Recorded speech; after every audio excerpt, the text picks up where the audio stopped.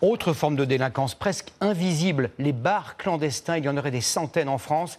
Ils n'ont aucune existence légale et ils servent souvent de couverture pour du blanchiment d'argent ou de drogue, des jeux clandestins, de la prostitution. À Creil, dans l'Oise, Manon Debu, Max Ragazzi et Thierry Chartier ont pu suivre une patrouille de police qui effectue des contrôles surprises. Regardez. Messieurs, bonjour, c'est la police, contrôle de police. Entrée fracassante dans ce restaurant au cœur de la ville de Creil. Plus personne ne bouge, le temps que ces policiers s'assurent que le commerce est bien en règle. Alors, je vais avoir besoin de votre licence, les factures des boissons alcoolisées. J'ai pas de facture. Vous n'avez pas de facture? Contrôle de la licence, document obligatoire pour ouvrir un établissement. Vérification des contrats de travail pour lutter contre les emplois dissimulés. Ces agents ne laissent rien passer. Nous sommes encore sur un établissement qui ne dispose d'aucune autorisation d'ouverture et d'aucune licence. Voilà. Et la difficulté, c'est que nous n'avons pas non plus de caisse. Il n'y a pas de traçabilité des ventes. Vous n'avez pas à consommer sur place, donc vous quittez les lieux. Tous les clients sont évacués. Ce bar clandestin doit fermer sur le champ.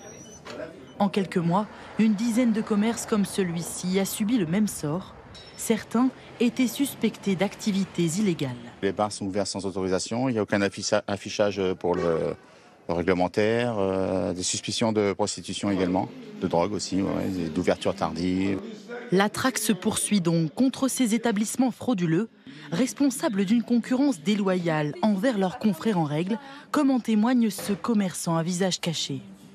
On travaille sérieusement, on paye nos impôts, on paye nos charges. Ça a été dur en fait pour nous, parce qu'ils prennent toute la clientèle. Ils ramènent des filles, ils travaillent gratuitement, sans déclarer. Ce combat est mené dans tout le département de l'Oise pour démanteler une économie souterraine. C'est là que l'argent du narcotrafic est blanchi. C'est dans ces situations-là qu'on fait transiter l'argent qui vient de la prostitution.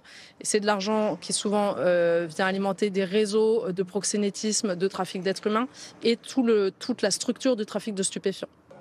Les gérants d'un commerce en infraction risquent jusqu'à 6 mois de fermeture administrative. Le temps pour eux de se mettre en règle.